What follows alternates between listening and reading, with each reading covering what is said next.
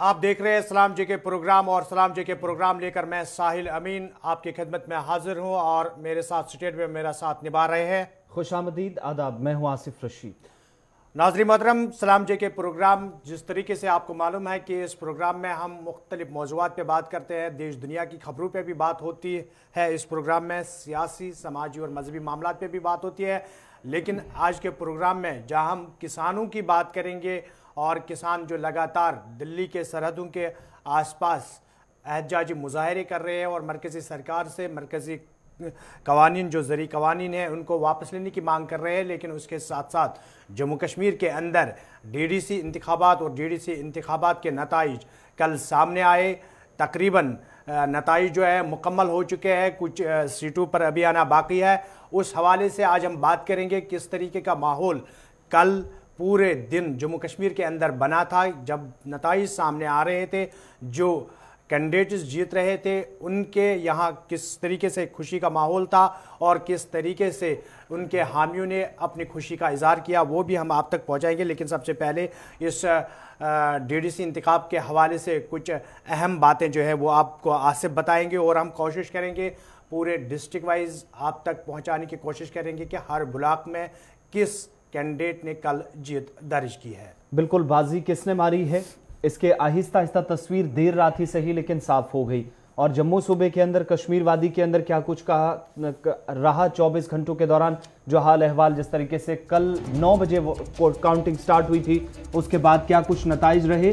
अब तक के जो नताइज सामने आए हैं, चंद सीटों को छोड़कर कुल मिलाकर 278 सीटों के नताइज अब तक सामने आ चुके हैं जम्मू कश्मीर में डीडीसी इंतखाबात के। और जम्मू सूबे में भारतीय जनता पार्टी सबसे बड़ी पार्टी बनकर उभरी है, तो वहीं गुपकार इत्तेहाद की डीडीसी इंतखाबात में सेंचुरी मुकम्मल हो गई है। और दोनों खित्तों के अंदर अगर देखें तो कश्मीर वादी में जम्मू सूबे से ज्यादा बेहतर कारकर्दगी गुपकार इत्तेहाद में शामिल जमातों की तरफ से रही है। नेशनल कॉन्फ्रेंस सबसे बड़ी जमात जिसने इत्तेहाद में जितने भी पार्टनर्स हैं उनमें टॉप किया है। 60 से ज्यादा सीटें अब तक कामयाब जिन पर हुई है। और दूसरी तरफ पीपल्स डेमोक्रेटिक पार्टी 26, कांग्रेस भी 25 के आसपास। लेकिन ओवरऑल अगर आप देखेंगे तो जो बार बार इत्तेहाद की तरफ से कहा जा रहा था कि सेंचुरी के पार वो आसानी से जाएंगे, सेंचुरी मारेंगे, उसमें पहले ही पड़ाव में कामयाब नजर आ गई थी, कामयाब होते दिखाई दे गई थी गुपकार अलायंस की पूरी टीम। दूसरी तरफ भारतीय जनता पार्टी के जम्मू सूबे के अंदर जहां पर 70 सीटें, हालांकि बहुत सारे मुबस्सरीन का यह भी ख्याल है कि शायद ये एक्सपेक्टेशंस के हिसाब से नहीं है, मगर काफी हद तक बहुत सारे ऐसे अजला जहां पर क्लीन स्वीप एक तरह से कहा जाएगा, 4 से 5 ऐसे डिस्ट्रिक्ट जम्मू सूबे के अंदर। और गुपकार के बाद दूसरे नंबर पर बीजेपी। लेकिन ओवरऑल अगर आप स्टेट के अंदर किसी सिंगल पार्टी के आंकड़ों को देखेंगे तो BJP top of the table है, सरे फहरिस्त है। कश्मीर में भी खाता खोलने में पहली बार कामयाब हुई, जहां पर 3 सीटें उनके नाम गई। कहां से गई थोड़ी देर में आपको बताएंगे जब मेहमान भी ज्वाइन करेंगे और डिस्ट्रिक्ट वाइज आपके सामने आंकड़े रखने की कोशिश करेंगे। लेकिन आदादोशुमार बताते हैं कि पिछले 70 वर्षों के दौरान शायद बीजेपी ने अब तक जो सोचा नहीं था वो इस बार उसे हासिल हुआ है और एक रिकॉर्ड तोड़ इस बार बीजेपी के खाते में सीटें दोनों सूबों से गई हैं। तो दूसरी तरफ नेशनल कॉन्फ्रेंस अलायंस में टॉप पे और सेंचुरी पार इस वक्त अलायंस हो चुका है अब तक के नताइज के मुताबिक। बिल्कुल, अगर हम इन नताइज की बात करेंगे तो 278 सीटों पर तकरीबन जो है वो नताइज सामने आए हैं। और इसमें जो 2 सीटें हैं वो शुमाली कश्मीर से है, एक ज़िला बांडीपुरा की है, एक ज़िला कुपवारा की है। वहाँ पर 2 ऐसे कैंडिडेट थे जो कि मुजफ्फराबाद पाकिस्तान से यहाँ बाज़ाबादकारी मुहिम के तहत 2 खवातीन अपने शौहर के साथ आई थी। उन्होंने इंतखाब में हिस्सा लिया, बाज़ाब्ता तौर पर उन्होंने कैंपेनिंग की। उसके बाद कल जब नताइज सामने आ रहे थे तो उस बीच इलेक्शन कमीशन ने फैसला लिया कि इन दोनों सीटों पर जो है फ़िलहाल नताइज बंद कर देंगे, फ़िलहाल काउंटिंग जो है उसको रोक दिया गया था। लेकिन उस बीच हम बात करेंगे, हमारे साथ जो मेहमान रहेंगे सियासी और भी जो लोग हमारे साथ जुड़ेंगे तजिया निगार, उनसे भी इस हवाले से बात करेंगे। लेकिन ओवरऑल जहाँ पुरअमन तरीके से ये इंतखाबात इख्तिताम पजीर हुए, वहीं पर काउंटिंग भी देर रात ही सही, जैसे कि आसिफ ने कहा कि नताइज आहिस्ता आहिस्ता ही सही, लेकिन देर रात तक सब कुछ पिक्चर जो थी वो सामने हो चुकी थी। इस बीच अगर हम बात करेंगे तो हमने पहले ही प्रोग्राम के आगाज़ में कहा हम कि ज़िला वाइज यानी ब्लॉक वाइज आप तक कोशिश करेंगे। जिस तरीके से गुलिस्तान न्यूज़ पहले से ही कोशिश करती आई है कि अपने नाजरीन को अप टू डेट रखेंगे पल पल की खबर से, तो हमने आज भी कोशिश की है कि जिन डिस्ट्रिक्टों की लिस्ट हमारे पास पहुंच चुकी है इलेक्शन कमीशन की जानिब से, हम कोशिश करेंगे उन सभी डिस्ट्रिक्ट्स की क्लियर पिक्चर जो है वो आप तक पहुंचाने की हम कोशिश करेंगे। बिल्कुल, थोड़ी देर में हम कश्मीर वादी पे भी चलेंगे, लेकिन उससे पहले एक नज़र जम्मू सूबे के अंदर अगर आप देखें तो कुल मिलाकर हम जो बता रहे थे कि बीजेपी बहुत सारे डिस्ट्रिक्ट जहां पर उसने क्लीन स्वीप किया, एक तरह से जम्मू, उधमपुर, कठुआ और सांबा, ये 4 डिस्ट्रिक्ट ऐसे हैं जहां पर सबसे ज्यादा कामयाबी या बढ़तरी कह लीजिए पार्टी को हासिल हुई है। 11 से 13 सीटें 14 में से भारतीय जनता पार्टी ने जीती हैं। डोडा के अंदर चिनाब वैली में सबकी नजरें मरकूज थी और कुछ बड़े चेहरे भारतीय जनता पार्टी के जो सियासी मैदान में थे इस बार जिनकी किस्मत का फैसला हुआ। 8 सीटें डोडा में, 7 रियासी जिले के अंदर, ये क्लियर मेजॉरिटी एक तरफ से 6 डिस्ट्रिक्ट्स के अंदर कही जा सकती है। लेकिन दूसरी तरफ अगर आप किश्तवाड़ के अंदर देखेंगे जहां पर एक साबिक वजीर और एक बड़े चेहरे और जम्मू कश्मीर के अंदर काफी ज्यादा इन्हें जिम्मेदारी दी गई थी, शक्तिराज परिहार, उनकी 2 सीट से नाकामी होना, उनकी 2 जगह से उन्हें शिकस्त होना, ये भी एक तरफ ये इशारा करता है कि गुपकार अलायंस की तरफ से जो इस हिस्से के अंदर यहां पर जो अब तक दावा किया जा रहा था वो दावे काफी हद तक सच भी हुए और नेशनल कॉन्फ्रेंस ने लगभग किश्तवाड़ के अंदर स्वीप किया। एक तरह से कांग्रेस का दबदबा दूसरी तरफ रामबन के अंदर और डोडा बदरवा के अंदर देखने को मिला, किश्तवाड़ के अंदर नेशनल कॉन्फ्रेंस, और ओवरऑल 140 सीटें जो जम्मू सूबे की हैं, 14 हर डिस्ट्रिक्ट की, जिसमें बीजेपी कुल मिलाकर 73 जीतने में कामयाब, 72 ओवरऑल जो 73 जीती हैं इनमें से 70 अब तक भारतीय जनता पार्टी के नाम गई हैं। 24 नेशनल कॉन्फ्रेंस जो बताई जाती है कि जम्मू सूबे के अंदर कांग्रेस जो 18 के आसपास है, जो आज़ाद उम्मीदवार वो भी 20 के करीब तादाद पहुंची। अपनी पार्टी ने जहां पर खाता कल खोला जम्मू सूबे से, कुल मिलाकर यहां पर 3 सीटें, पैंथर्स पार्टी को 2, पीडीपी को भी और बहुजन समाज पार्टी को 1 सीट यहां से मिली थी। यानी ये ओवरऑल 140 सीटों का जो अभी तक आदादोशुमार जम्मू सूबे के अंदर बताते हैं। इसी तरीके से आप देखेंगे सबसे बड़ा जो धचका लगा भारतीय जनता पार्टी को, कई बड़े चेहरे जो इस बार मैदान में थे जिनकी किस्मत का फैसला हुआ वो इस बार कामयाब नहीं हो सके, और कुछ नए चेहरे। और साहिल, एक बड़ी अच्छी चीज देखने को मिली कि लोगों की तरफ से जो बार बार बात कही जा रही थी कैंपेन के दौरान कि भले ही कोई स्टार कैंपेनर उनके इलाके में आता है, लेकिन कोशिश उनकी ये रहेगी कि मकामी सतह पर जो नौजवान है या अपना उनका नुमाइंदा है उसको कामयाब किया जाए, और वो काफी लहर काफी ज्यादा दोनों सूबों के अंदर दिखी। यही वजह है कि 50 के करीब जो इंडिपेंडेंट कैंडिडेट्स हैं जो कामयाब हुए हैं, जो अब आने वाले दिनों में बड़ा इंपॉर्टेंट रोल प्ले करने वाले हैं जम्मू कश्मीर के। बिल्कुल आसिफ, अगर हम बात करेंगे असेंबली इंतखाबात की, तो जब असेंबली इंतखाबात होते हैं उस वक्त भी लोग अपने लोकल कैंडिडेट को ही प्रेफर करते हैं, क्योंकि उनको पता होता है कि इलाके की तामीर तरक्की जो है वो इसके हाथ में है, तो कहीं ना कहीं हम उस चेहरे को सामने लाए जो चेहरा काम करने वाला होगा। इसी तरीके से डीडीसी इंतखाबात पहली बार हुए हैं और लोगों के मन में शायद ये बात भी थी कि जो लोकल कैंडिडेट हैं उनके सामने उसके तमाम जो कामकाज थे वो उनके सामने थे, शायद उस चीज़ को लेकर लोगों ने वोट किया है और अपने लोकल कैंडिडेट को ही जिताने की कोशिश की है। ये पार्लियामेंट इलेक्शन तो नहीं है कि कोई बड़ा चेहरा सामने आए और उस बड़े चेहरे को हम पार्लियामेंट में भेज दें, लेकिन इस बीच अगर हम बात करेंगे जिस तरीके से नताइज आए, जिस तरीके से नताइज सामने आए, कहीं ना कहीं उसके बाद जो माहौल जम्मू कश्मीर के अंदर बना था, जश्न का एक माहौल था। पहले हम लोगों तक वो जश्न दिखाएंगे कि किस तरीके का माहौल बना था, जम्मू से लेकर कश्मीर वादी तक पूरा जश्न का माहौल जो है वो भी दिखाएंगे, और जिन लोगों ने जीत दर्ज की है उन्होंने अपनी खुशी का इजहार किस तरीके से किया वो भी आप तक पहुंचाएंगे। उसके बाद हम कश्मीर सूबे पे आएंगे, कुछ डिस्ट्रिक्ट्स की हमारी डिटेल जो हमारे पास है वो भी आप तक पहुंचाएंगे।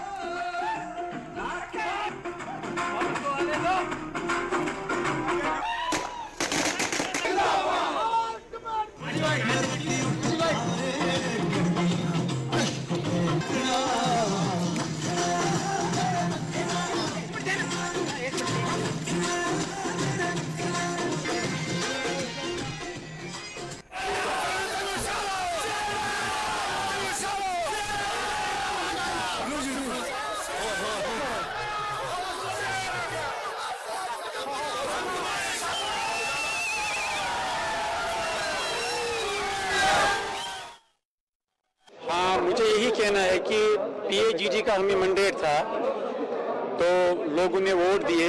अल्हम्दुलिल्लाह बहुत टफ था ये इलेक्शन, क्योंकि एक तो हम पिछले 1.5 साल से डिस्कनेक्ट थे सब, कभी मतलब भागना पड़ा घर से, कभी बीमार था मैं, फिर कोरोना हो गया वगैरह वगैरह। पार्टी बिल्कुल सब पार्टियां बैठी हुई थी, तो टफ भी था, लेकिन अल्हम्दुलिल्लाह मैं पहले से ही श्योर था कि हम जीत जाएंगे, मार्जिन कम ही सही लेकिन जीत जाएंगे। अल्हम्दुलिल्लाह जीता। नंगाली ब्लॉक के जितने भी लोग हैं जिन्होंने कांग्रेस की सपोर्ट की, और कांग्रेस को पुंछ ब्लॉक और नंगाली ब्लॉक से जो है भारी अक्सरियत से कम 4-5 हज़ार की लीड से दोनों ब्लॉकों में जो है कामयाबी दिलाई है। मुझे उम्मीद है कि जो लोगों की उनकी जो हमारे साथ कई तरह की जो उनके जो मतलब वादे हैं वहाँ पूरा उनके निभाने की कोशिश करेंगे। जो भी उनकी बुनियादी जो उनकी डिमांड होगी वो उनको हम पूरा इंशाल्लाह हल करने की कोशिश करेंगे। बाकी मैं अपने पुंछ और जो नंगाली दोनों ब्लॉक हैं, दोनों सीटें में हमने अक्सरियत से इंशाल्लाह हमने कामयाबी हासिल की है। ये बीजेपी को करारी शिकस्त है। जो बीजेपी ने पुंछ या पूरे JNK में जो 370 या 35 है या जैसे भी लोगों की ज़मीनों के मसले हैं, और भी जो प्रॉपर्टी टैक्स आयद करने के काफ़ी उन्होंने जो नए कानून बना रही है जिससे लोग तंग पड़े हैं, ये उन लोगों की जीत है जिन्होंने इस बीजेपी से तंग आके आज ये वोट कास्ट किया। बड़ा अच्छा महसूस कर रहा हूँ, मगर रिस्पॉन्सिबिलिटी बहुत ज़्यादा है, तो एक्साइटमेंट भी है और साथ में रिस्पॉन्सिबिलिटी का थोड़ा सा प्रेशर भी है।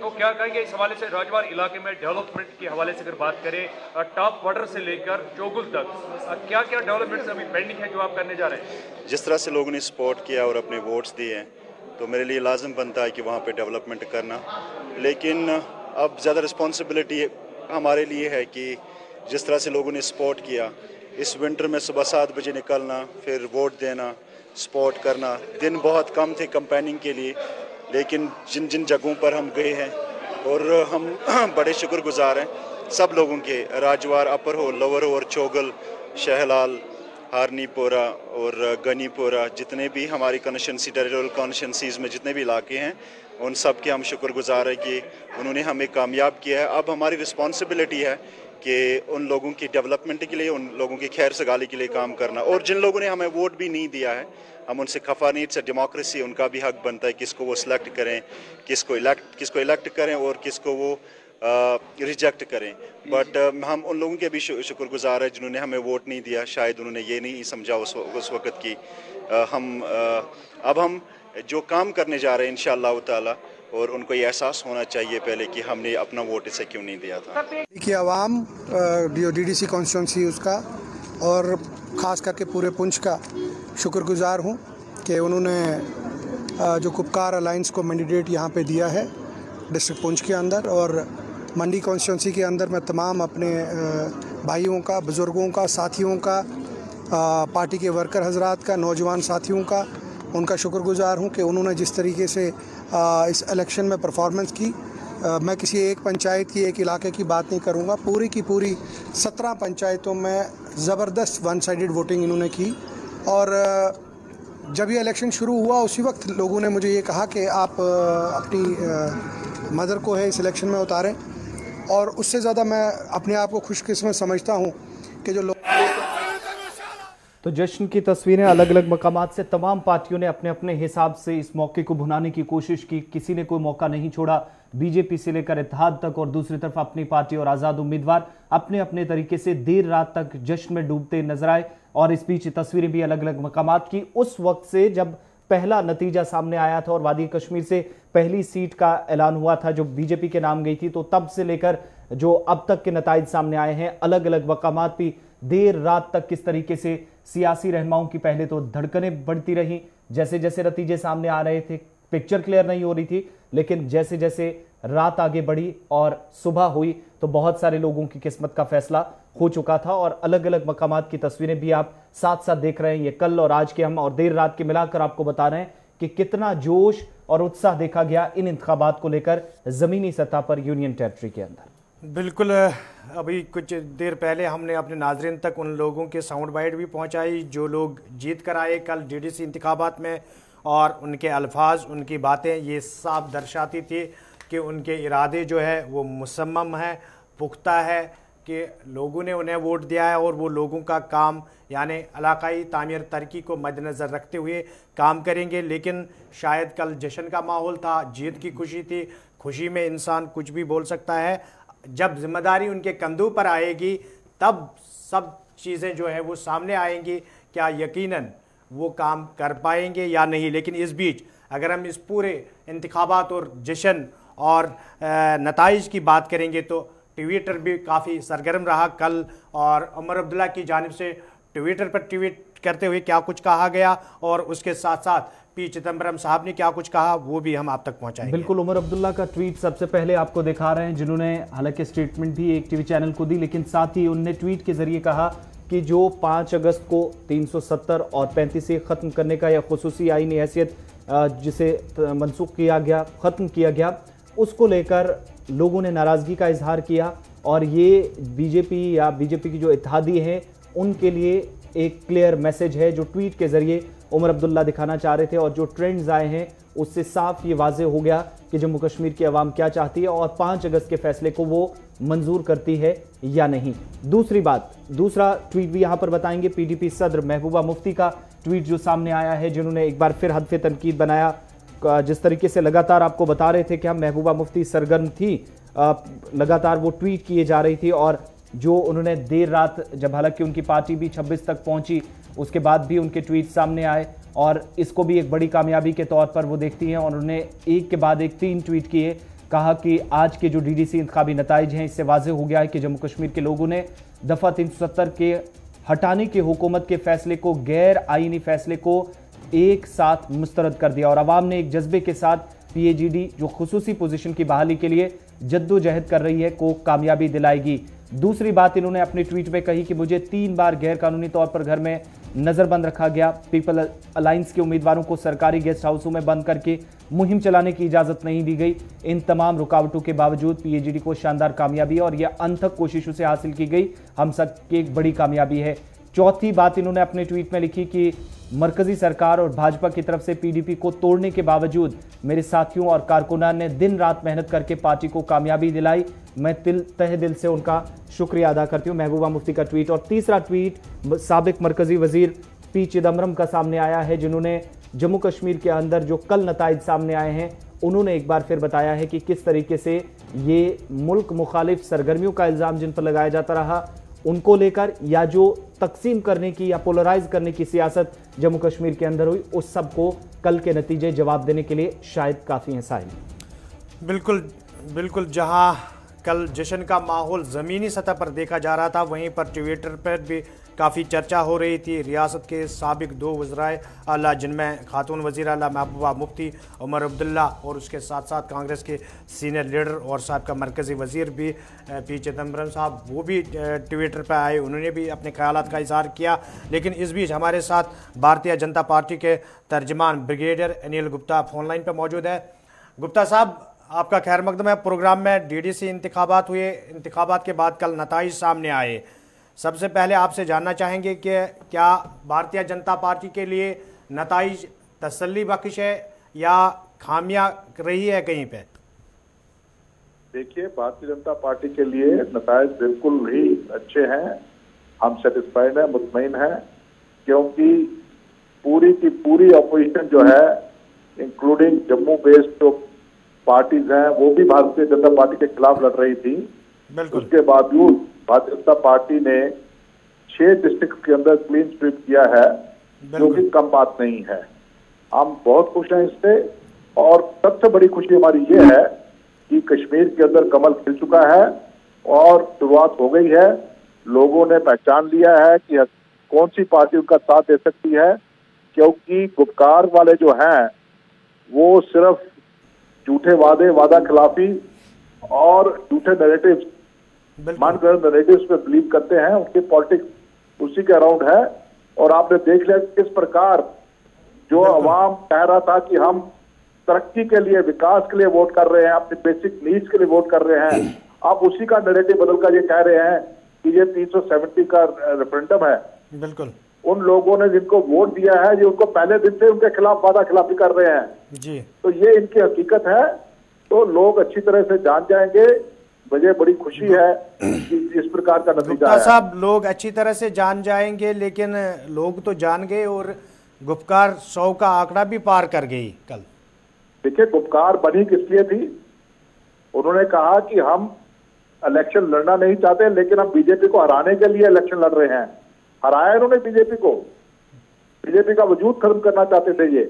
बीजेपी का वजूद खत्म हुआ? कुछ नहीं हुआ। ये सब खौफ ज्यादा थे। अगर इनमें इतनी ताकत थी तो अलग अलग लड़ते हमारे साथ और फिर नतायज का पता लगता। एक साथ इकट्ठे होकर इन्होंने ये कहा कि हम बीजेपी का खत्म कर देंगे, वो भी नहीं कर सके। आप देखिए आगे क्या होता है।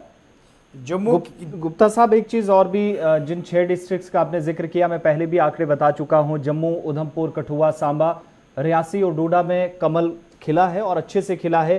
थंपिंग मेजोरिटी भी कहा जा सकता है, अच्छी विक्ट्री रही है। लेकिन क्या एक्सपेक्टेशंस के हिसाब से रिजल्ट्स हैं? सिर्फ 6 डिस्ट्रिक्ट्स के अंदर बेहतर परफॉर्मेंस, इसका मतलब ये हुआ बाकी डिस्ट्रिक्ट्स में काफी ज्यादा मंथन करने की जरूरत है, काफी कमियां रही हैं? बिल्कुल, वो तो हम देखेंगे। हम शुरू से कोशिश कर रहे हैं, पर अब जिस प्रकार की पोलराइजेशन की गई, जिस प्रकार लोगों को भारतीय जनता पार्टी के खिलाफ बहकाया गया, जिस प्रकार हमारे ऊपर लांछन लगाए गए, ये सारी चीजें देखनी पड़ेगी ना। पोलराइजेशन किसने की है? जी हमें ब्लेम करते हैं पोलराइजेशन के लिए। इस इलेक्शन में पोलराइजेशन किसने की है? जी, एक आखिरी चीज आपसे, जो जिम्मेदारियां इन कैंडिडेट्स को मिली हैं, 280 लोग आए हैं, एक तरह से ये कहें कि यूनियन टेरिटरी का इस वक्त पूरा भविष्य, मुस्तकबिल इन लोगों पर अब एक तरह से जिम्मेदारी है कि वो कैसे संवारते हैं। क्या ये उस रिस्पॉन्सिबिलिटी को पूरा करने में, और जो गैप एक रहा है, जिसे पॉलिटिकल वैक्यूम का नाम कभी कोई नाम दिया गया, या जो सेंटर और स्टेट गवर्नमेंट्स के बीच में कोऑर्डिनेशन की कमी थी, वो गैप आपकी नजर में फिल कर पाएंगे ये 280 लोग जो भी हैं? देखिए, इनकी वो जिम्मेवारी है ही नहीं है। आपने डीडीसी का कॉन्सेप्ट नहीं समझा है। ये रूरल एरिया डेवलपमेंट का एक हिस्सा है और रूरल एरिया डेवलपमेंट सबसे कमजोर कड़ी थी जम्मू कश्मीर के अंदर। जी, अब ये लोग रूरल एरिया डेवलपमेंट को कंसंट्रेट करेंगे। इनका चार्टर ऑफ ड्यूटी नहीं है, ना ही सेंटर का एक्सटेंड करना, ब्रिगेडियर ना ही साहब, ये कानून बना।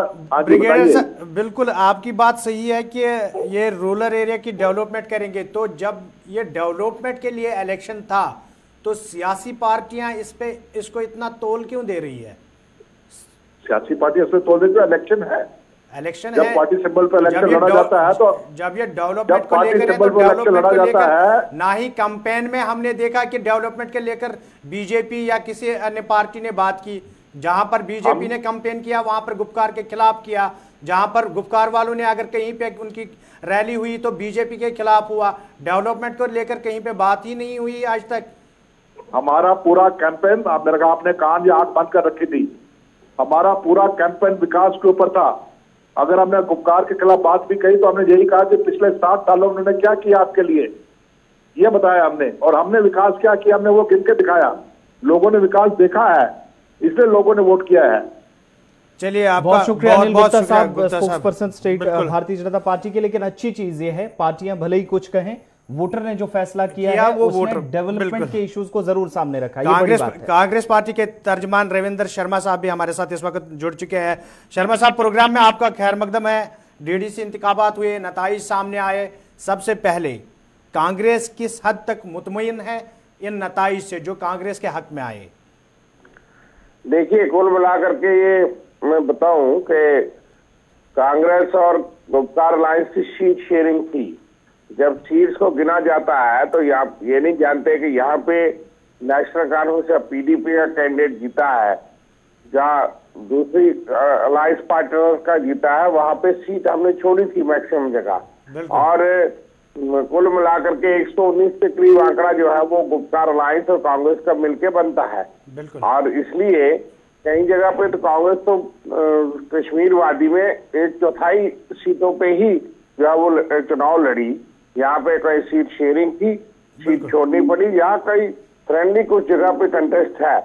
जम्मू सूबे में कई जगह पे हम फ्रेंडली थे, मतलब हमारा कैंडिडेट भी था और अलायंस का कैंडिडेट भी था। लेकिन कई जगह हमारा एक ही कैंडिडेट था, इसलिए यहाँ अलायंस का कैंडिडेट जीता तो वहां मान लीजिए कि कांग्रेस का समर्थन था। जैसे नौशहरा सीट थी, वहां हमने पीडीपी या नेशनल कॉन्फ्रेंस अलायंस को छोड़ी थी, वो सीट हम जीते हैं, लेकिन कांग्रेस उसका समर्थन कर रही थी। इसलिए जब आंकड़े उस तरह से पेश किए जाते हैं तो इस चीज का ध्यान रखा जाए। जम्मू की 5 डिस्ट्रिक्ट में जरूर भारतीय जनता पार्टी को बहुत मत मिला, लेकिन आप देख लीजिए कि 2014 के एमएलए जहां से जीते थे वो इनका दायरा कम हुआ। रिजर्व डिस्ट्रिक्ट में भी इनको जो है वो बढ़त नहीं मिली, लेकिन एक सीट पे तो बिल्कुल नेशनल कॉन्फ्रेंस के सारे प्रत्याशी जीते हैं। दूसरी सीट पे भी क्लोज मार्जिन से 2 जगह सीट जीते हैं। इसी तरह के कठुआ डिस्ट्रिक्ट, सांबा डिस्ट्रिक्ट या जम्मू डिस्ट्रिक्ट, ये तो नई बात नहीं है। भारतीय जनता पार्टी पोलराइजेशन तो गुपकार तो दिल्ली से होम मिनिस्टर से चलाना शुरू हो गए थे। वो तो आप कहें कि हमने विकास की बात की, विकास की तो बात हुई नहीं इस चुनाव में, लेकिन पाकिस्तान, चाइना और एंटी नेशनल नेशनल की बात हुई। तो उसमें जरूर इमोशनली ब्लैकमेल किया गया, हम ये कह रहे थे, और हाई पैमाने पे प्रचार किया गया। ये तो प्रचार या वो विकास का हुआ नहीं, सारी दिल्ली तो यहाँ बैठी थी। इसलिए कठुआ, सांबा, जम्मू, उधमपुर, रियासी, ये सारा उनके पास पहले ही था, लेकिन किश्तवाड़ चल गया। डोडा डिस्ट्रिक्ट में जरूर उनको एक सीट की बढ़त क्लियर है, रियासी कभी भी उनके पास नहीं है। वहाँ कांग्रेस और इंडिपेंडेंट 2 है। शर्मा साहब, जो कांग्रेस जीत के आई सीटें, क्या कांग्रेस का खेमा इस नताइज से खुश है? जो नताइज सामने है इनसे खुश है या और कुछ इकदाम करने की जरूरत है? हम इस पे जरूर आकलन करेंगे। मत विभाजन हुआ क्योंकि इतने इंडिपेंडेंस फ्रेम में थे। ये पहली बार चुनाव हो रहा था। जी आप देख लीजिए कि भारतीय जनता पार्टी एक पार्टी के तौर पे, और यहाँ पे जो उनके खिलाफ डाइसेंटिंग वोट था वो इंडिपेंडेंस, और फिर लास्ट स्टेज पे नेशनल कॉन्फ्रेंस कांग्रेस भी सीट शेयरिंग नहीं कर पाई। हमारे भी लोग इच्छुक थे, उनके भी इच्छुक थे। तो जम्मू के बेल्ट में, कश्मीर में तो तकरीबन हुआ, लेकिन जम्मू के बेल्ट में हमें मुश्किलात आई दोनों पार्टियों को, जिसकी वजह से विभाजन से भारतीय जनता पार्टी को फायदा हुआ। कश्मीर 2014 के मुकाबले में कम हुआ है। कश्मीर में अगर हम बात करेंगे तो कांग्रेस पार्टी के जो स्टेट प्रेसिडेंट हैं उनके फर्जंद इंतखाबात में थे, लेकिन वो हार गए हैं। ठीक है, वो हमारा एक रेबल जीत गया, लेकिन वो अपनी असेंबली निशस्त पे दूसरी दोनों सीटें जीत गए हैं। तो एक सीट वो हारे 500-600 वोट से। चुनाव में बड़े बड़े दिग्गज भी हार गए, आपने देखा, और कुछ लोग ऐसे जीत गए। तजुर्बा होता है कई बार पार्टी के अंदर से रिपोर्ट आ जाता है। यानी पूरी तरह से कांग्रेस का कीमा भी मुतमईन नहीं है। नहीं, जरूर हम कभी भी सियासत में अगर आप 90% भी ले तो आपको 10% के लिए सोचना है। हम इस पे जरूर आकलन करेंगे, जरूर देखेंगे कहाँ स्ट्रेटजी में कहाँ कमी हुई, लेकिन ये यथाजक चुनाव आए, कोविड के बीच में आए, हमारे लोग भी उस स्थानीय तौर पर नहीं थी, तंजीमी कमजोरियां भी रह गई जिस वजह से, और अलायंस में भी उसमें हम पूरी तरह से नहीं हो सके, सीट शेयरिंग में भी नहीं हो सके, और फिर कुछ जम्मू बेस्ड पार्टियां में थी जो बीजेपी के विरुद्ध है। बहुत शुक्रिया रविंदर शर्मा साहब, स्पोक्स पर्सन कांग्रेस के तर्जुमाने आला हमारे साथ थे। बहुत शुक्रिया वक्त देने के लिए। हमारे साथ मोहम्मद यूसुफ तारिगामी साहब भी है, साबिक रुकन असेंबली और सीपीआईएम के सीनियर रहनुमा इस वक्त हमारे साथ हैं। बहुत शुक्रिया तारिगामी साहब, प्रोग्राम सलाम जेके में वेलकम। किस तरीके से नताइज को आप देखते हैं? चलिए, तारिगामी साहब से राब्ता मुनक़ता हो गया है, लेकिन इस बीच अब जरा जब जम्मू सूबे का बताया तो कश्मीर वादी पे भी अब चलते हैं। क्या कुछ ओवरऑल परफॉर्मेंस रही है डिस्ट्रिक्ट वाइज आपके सामने हम फहरिस्त रखने जा रहे हैं। पहले प्रोग्राम के आगाज में ही बताया कि हम कोशिश करेंगे जिन डिस्ट्रिक्ट की लिस्ट हमारे पास पहुंची है वो हम अपने नाजरीन तक पहुंचाएंगे, क्योंकि कल रात देर गए तक नताइज जो है वो सामने आ रहे थे। हम कोशिश करेंगे अपनी तरफ से कि जो हकाइक है वो आप तक पहुंचाएंगे। और सबसे पहले हम जनूबी कश्मीर चलते हैं और ज़िला अनंतनाग की से शुरुआत करते हैं। यहाँ पर अगर हम अचबल ब्लॉक की बात करेंगे तो अचबल ब्लॉक में एनसी कैंडिडेट समीना हुसैन जो थी वो मैदान में थी, और उनके रनर अप जो थी शगुफ्ता अख्तर वो कांग्रेस की कैंडिडेट थी। लेकिन यहाँ पर समीना हुसैन जो है एनसी की कैंडिडेट थी वो जीत गई, 2618 वोट उन्होंने हासिल किए, जबकि शगुफ्ता अख्तर जो रनर अप उनकी रही थी उन्होंने 1522 वोट हासिल किए। तो इस तरीके से 1096 वोटों से यहाँ पर नेशनल कॉन्फ्रेंस ने जीत दर्ज की है। उसके साथ साथ अगर हम अनंतनाग ब्लॉक की बात करेंगे तो यहाँ पर शेख जावेद अहमद शाहीन JNK PDP से पार्टी से वाबस्ता थे, और इमरान अमीन शाह इंडिपेंडेंट इनका रनर अप जो था वो यहाँ पर था, और शेख जावेद ने यहाँ पर 1599 वोट हासिल किए, जबकि इमरान अमीन जो कि इंडिपेंडेंट आज़ाद उम्मीदवार जो थे, रनर अप थे, उन्होंने 965 वोट हासिल किए। और इस तरीके से पीडीपी के उम्मीदवार ने 624 वोट जो है यहाँ से हासिल करके जीत दर्ज की है। 624 वोटों से उन्होंने बढ़त की और जीत दर्ज की है। उसके साथ साथ अगर हम बिजबिहारा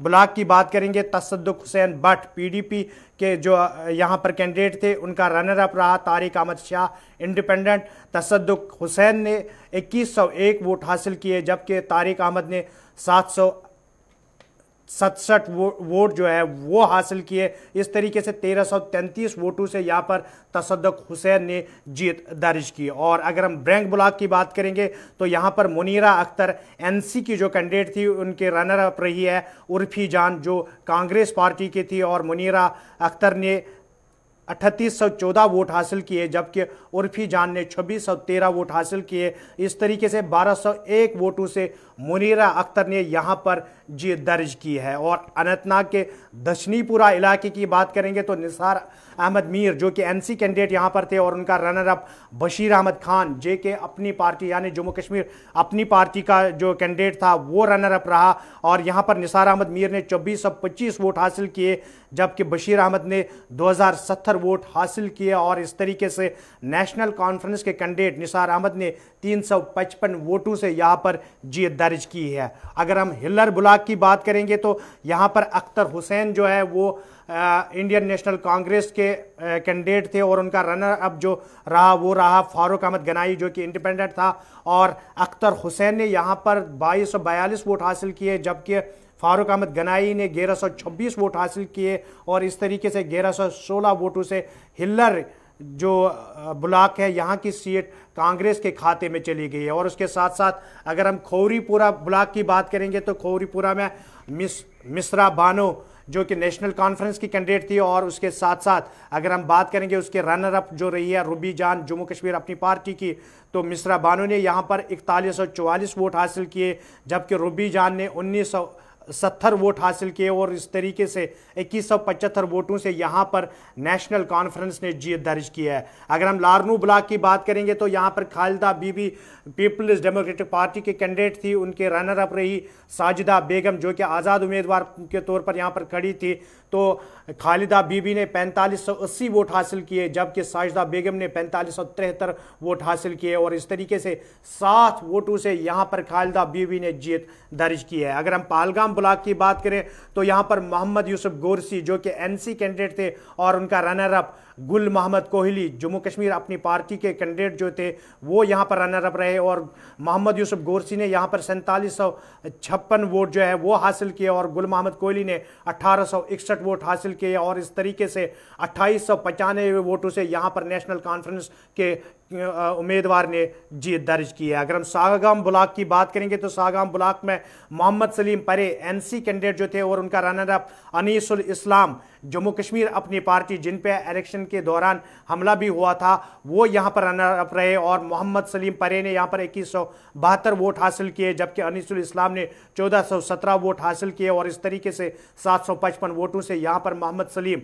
यानी नेशनल कॉन्फ्रेंस ने जीत दर्ज की है। उसके साथ साथ अगर हम शाहबाद ब्लॉक की बात करेंगे तो शबीर अहमद डार जो कांग्रेस के कैंडिडेट यहाँ पर थे, उनके रनर अप जो रहे वो बशीर अहमद वानी इंडिपेंडेंट कैंडिडेट थे, और शबीर अहमद डार ने यहाँ पर 1476 वोट हासिल किए, जबकि बशीर अहमद वानी ने 1286 वोट हासिल किए। और इस तरीके से 190 वोटों से यहाँ पर